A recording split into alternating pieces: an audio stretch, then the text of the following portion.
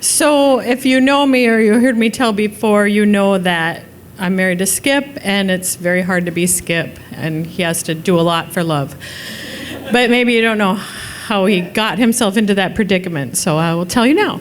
I have to go in the way, way back machine. So I lived with my parents until I was 24 years old. And after that, hi. Okay. Like that? Oh my goodness, okay. So when I was 24 years old, I moved into an apartment on Broadway with an acquaintance of mine who worked with my friend Lynn. And shortly after I moved in, a guy moved in next door, and he was very flamboyant. And he was the kind of guy that could get you to do things that you probably wouldn't do without a little bit of urging, like going to Ralph's and matching neighbor outfits, and going to gay dances and matching neighbor outfits, and going to Borrowed Bucks and matching neighbor outfits, which didn't go over quite as well as Ralph's and the gay dances. So Steve and I would go to Ralph's and hang out and have a lot of fun, but back in the early 90s, it was really a metropolitan mix of people, but mostly gay at night on Fridays when I was there. So I didn't pay a lot of attention to the guys that were there. Just had fun with Steve, and we had a good time.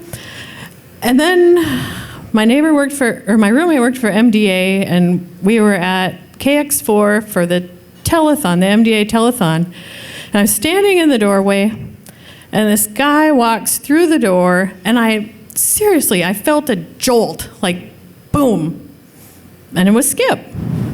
And I had seen Skip at Ralph's before, but I didn't really pay that much attention to him because I just assumed he was probably gay. But I thought, okay, well, let's see what happens here.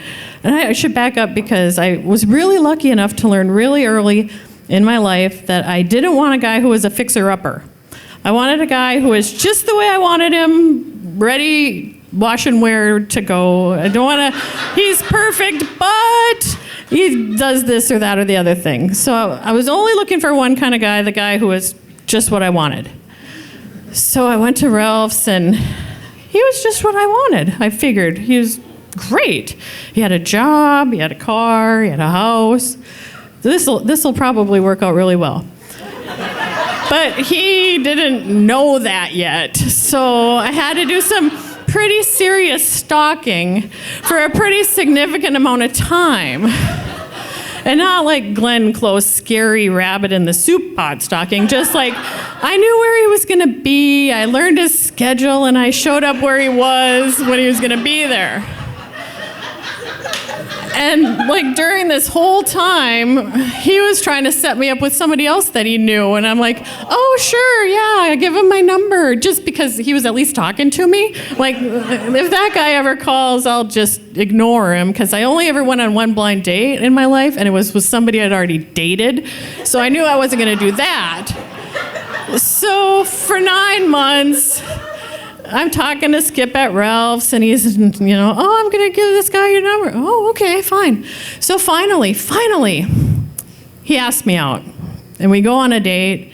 And I go back to his house, and I walk in, and I'm checking it out, because I'm going to live here one day. He doesn't know it yet, but we're going to get married, and I'm going to live, so I'm checking it out. Is my furniture going to fit, or what?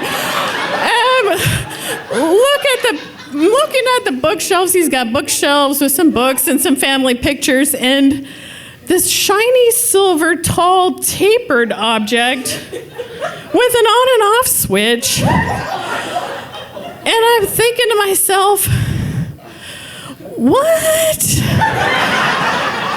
Why does this guy have a vibrator on his bookshelf? Like, not even in the bedroom, but in the living room. But if I don't look closely at it, it could be something else, and he could still be the man of my dreams.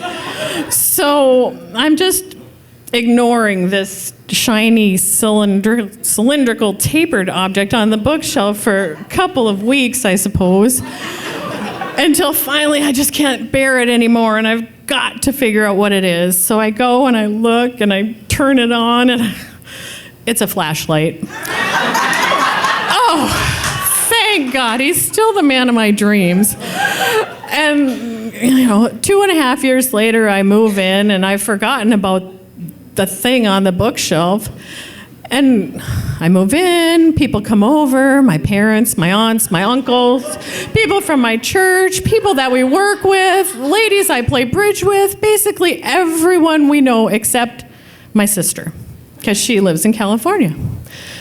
2.5 years later, we get married, people come for the wedding, my sister comes, she walks into the house, and the first thing she says is, "Why do you have a vibrator on your bookshelf?"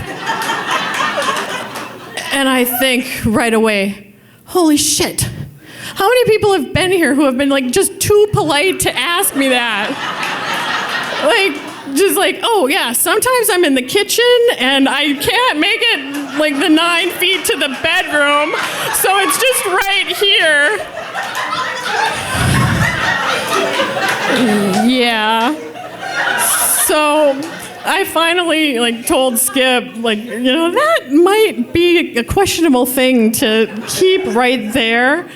And so one of the many things he does for love, he threw it away. Thank you.